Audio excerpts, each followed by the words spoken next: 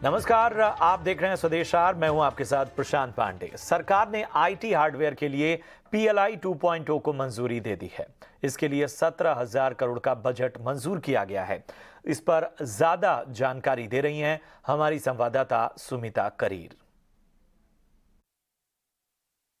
PLI scheme 2.0 जिसका cabinet approval मिला था मार्च के अर्ली में, अब गवर्नमेंट ने उसके लिए कंपनीज को नोटिफाई कर दिया है कि उसके लिए एप्लीकेशंस की विंडो उन्होंने खोल दी है। वो एप्लीकेशन की विंडो खुलेगी जून 1, 2023 से। तो 3 टाइप की कंपनीज इसमें अप्लाई कर सकती हैं। एक ग्लोबल कंपनीज, हाइब्रिड कंपनीज जो ग्लोबली और डोमेस्टिकली दोनों ऑपरेट करती हैं, और डोमेस्टिक कंपनीज तो अप्लाई कर ही सकती हैं।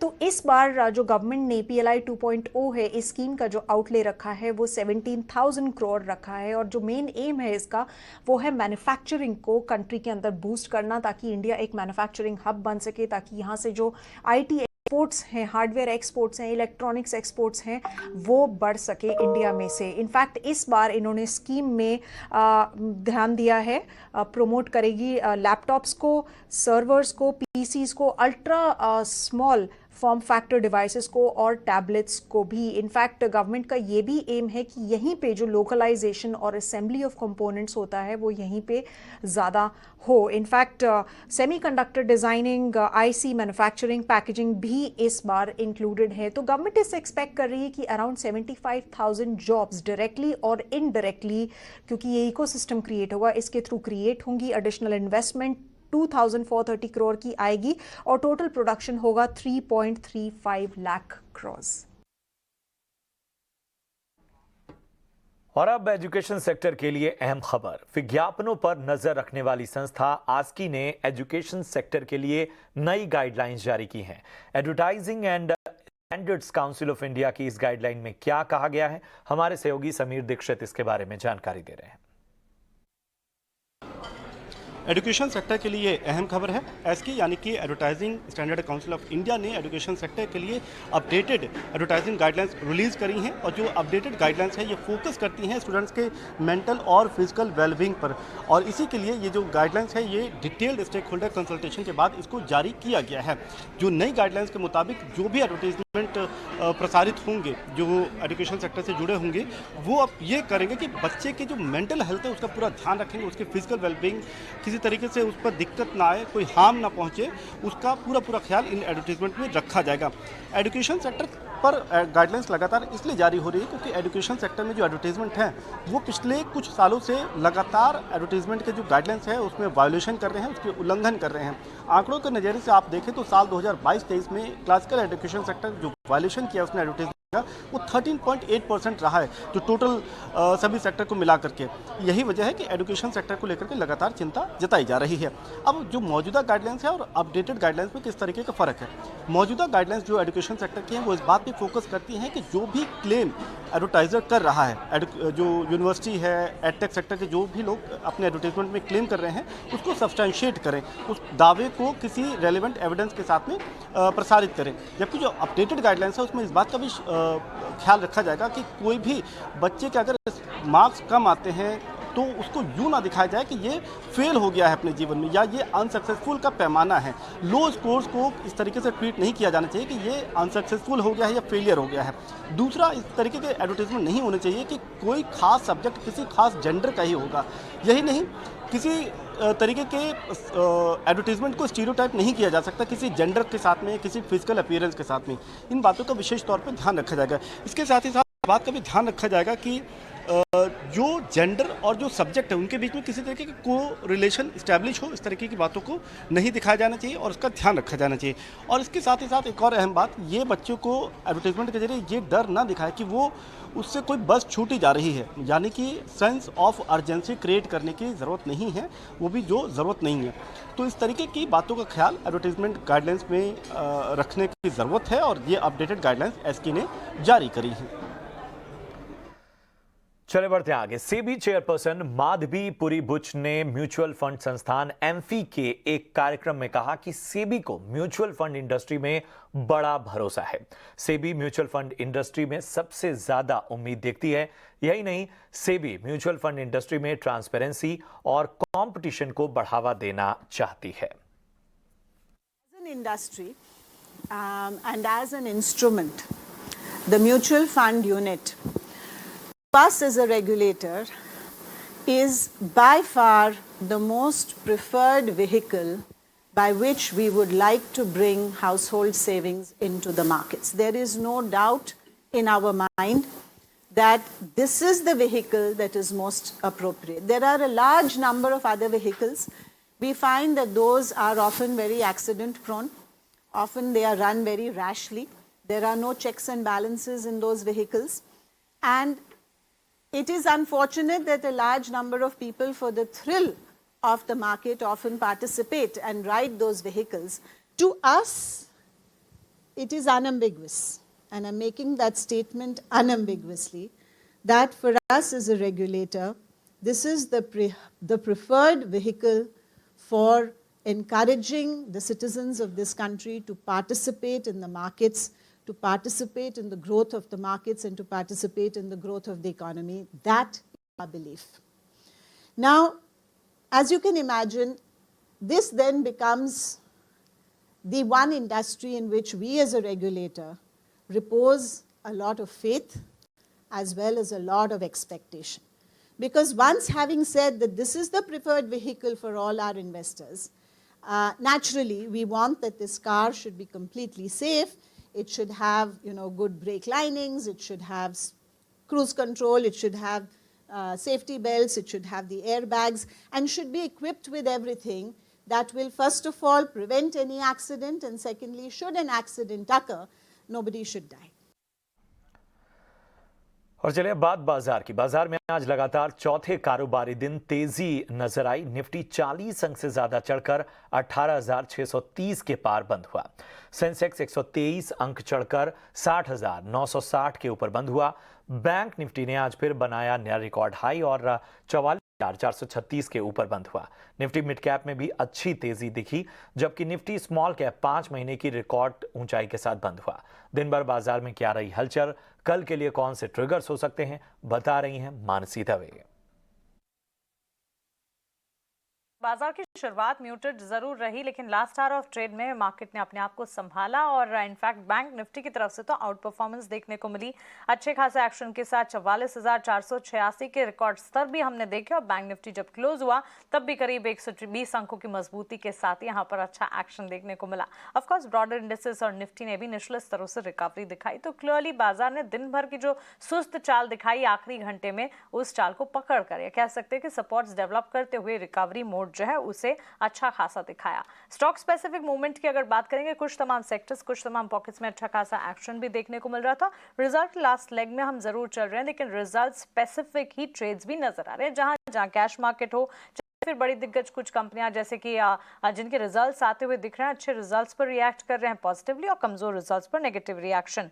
बैंक्स, फाइनेंशियल्स ने सबसे ज्यादा कंट्रीब्यूट किया, मार्केट को सपोर्ट किया। अगर बाजार के हीट मैप को देखने जाएं, क्लोजिंग के दरमियान भी हमने देखा Kotak bank, axis bank, ICICI bank, Bajaj finance जैसे काउंटर्स थे जो कि काफी अच्छा रिएक्ट कर रहे थे। और इसके साथ साथ इन्फोसिस के स्टॉक पर भी नजर रखनी चाहिए, वहां पर भी हरे निशान के साथ आज ट्रेड्स क्लोज होते हुए दिखे।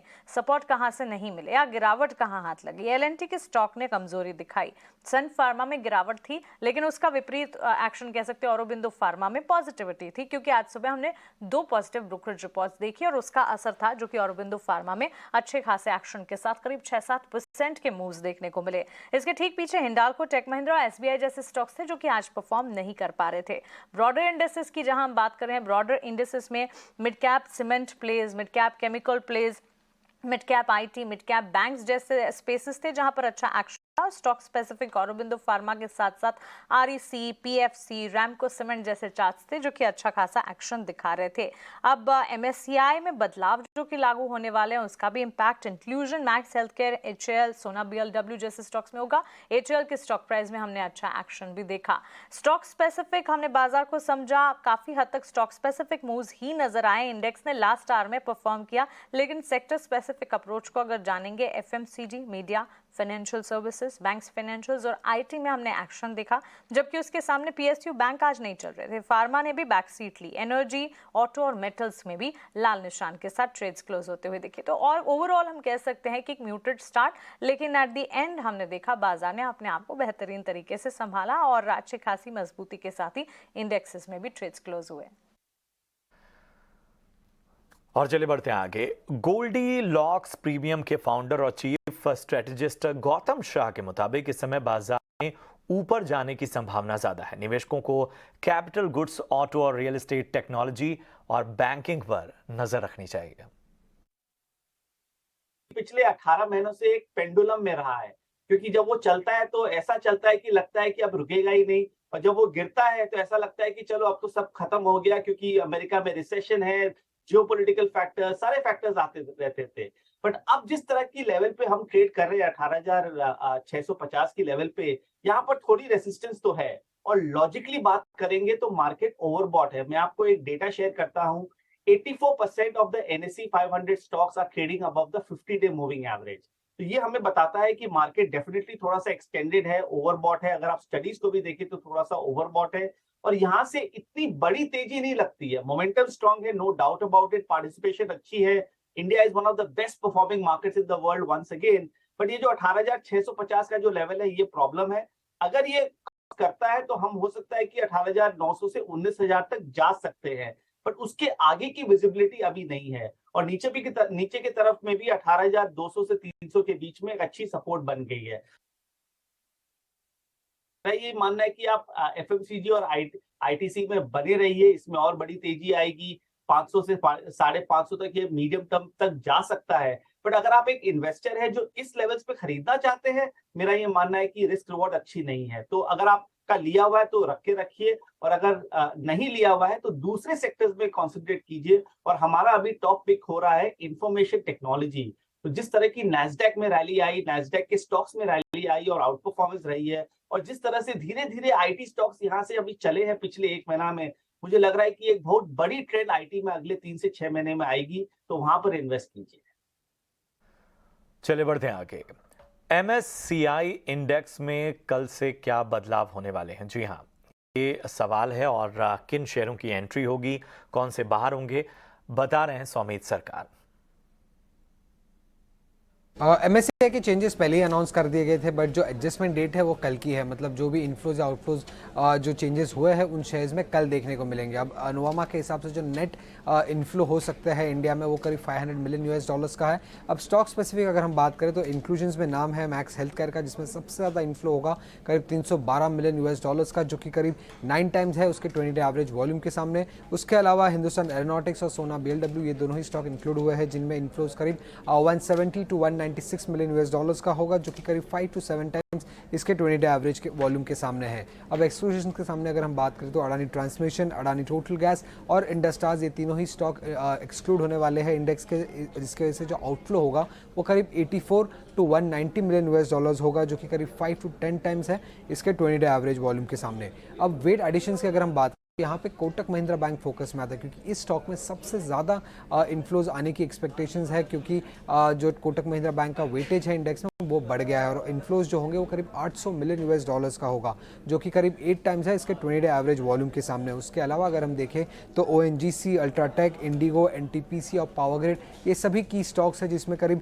50 to 71 मिलियन की इनफ्लोज एक्सपेक्टेड है, जो कि करीब 2 to 8 टाइम्स इसके 20 डे एवरेज वॉल्यूम के सामने है। उसके अलावा JSW स्टील, श्री सीमेंट और BPCL पे भी फोकस रहेगा, क्योंकि करीब 35 to 73 मिलियन के आउटफ्लोज एक्सपेक्टेड है, क्योंकि ये तीनों ही स्टॉक्स के वेटेजेस कम हुए हैं, जिसके वजह से आउटफ्लोज होने वाले हैं, और जो आउटफ्लो का अमाउंट है वो करीब 3 to 5 टाइम्स है इसके 20 डे एवरेज वॉल्यूम के सामने। कमजोर नतीजों के बाद जुबिलेंट फार्मोवा के में कमजोरी देखने को मिली। क्या है इस गिरावट की बड़ी वजह, बता रही हैं सृष्टि।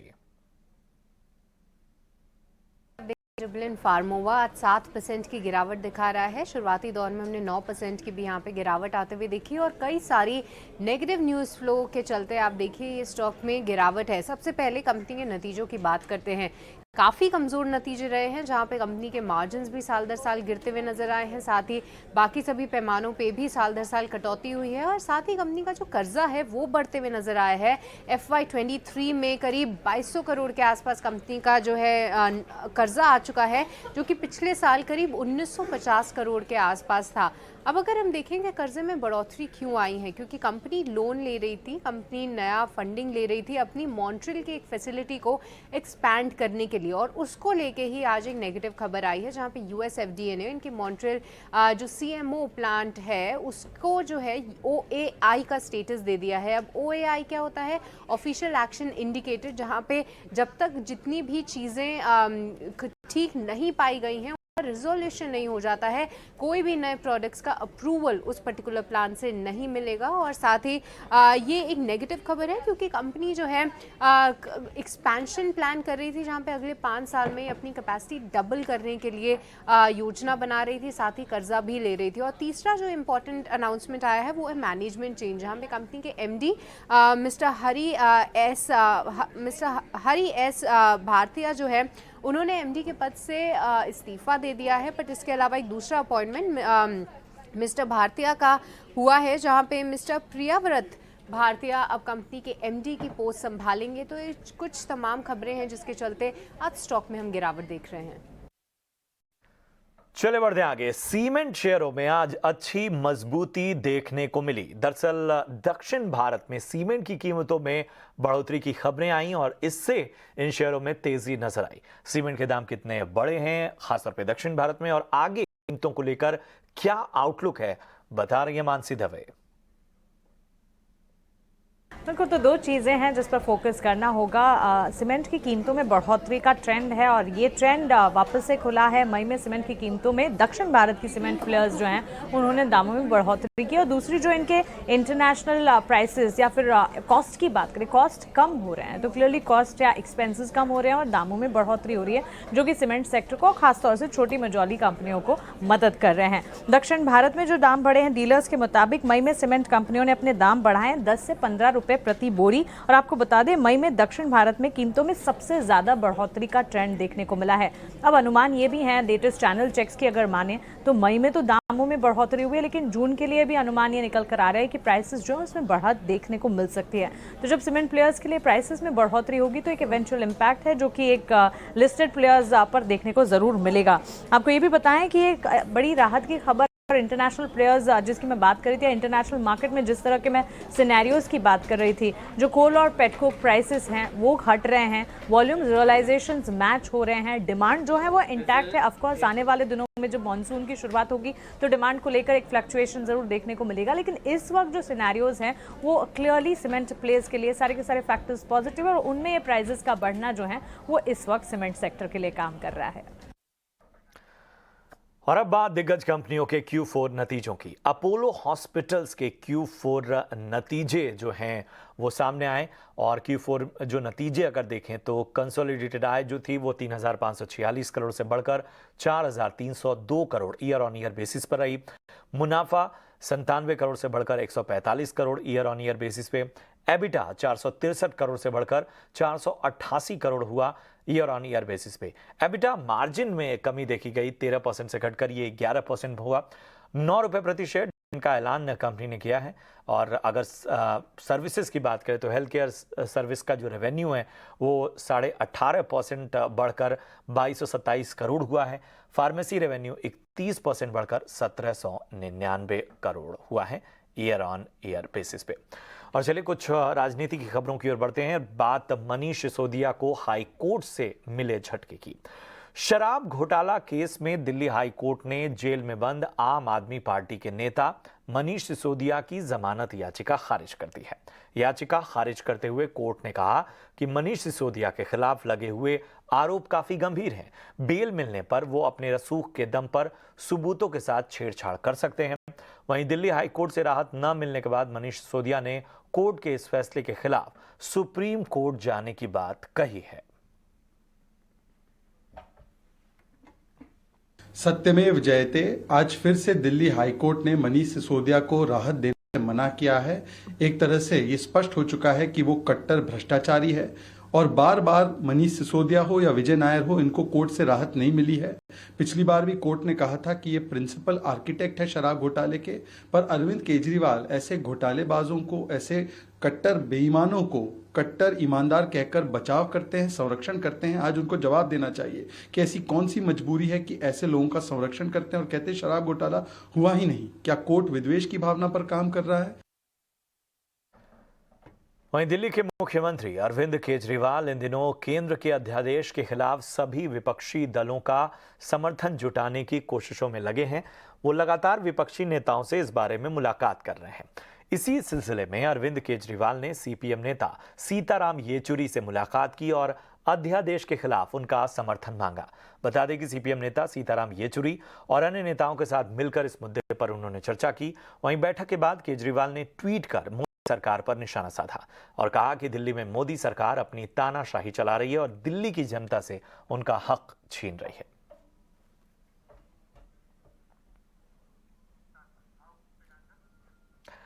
और चलिए अब आपको दिखाते हैं एनडीए यानी नेशनल डिफेंस एकेडमी के रणबांकुरों की पासिंग आउट परेड की वो तस्वीरें जो हौसला बढ़ाने वाली हैं, हौसले से भर देने वाली हैं।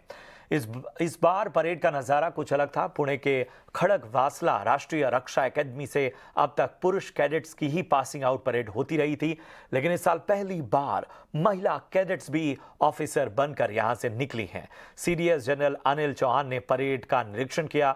महिला कैडेट्स को उन्होंने बधाई देते हुए कहा कि पुरुषों के इस किले में सेंध लगाने के लिए मैं आपको बधाई देता हूं। और चलिए इसी के साथ इस बुलेटिन में इतना ही। दीजिए इजाजत। आप देखते रहिए ईटी नाउ स्वदेश। नमस्कार।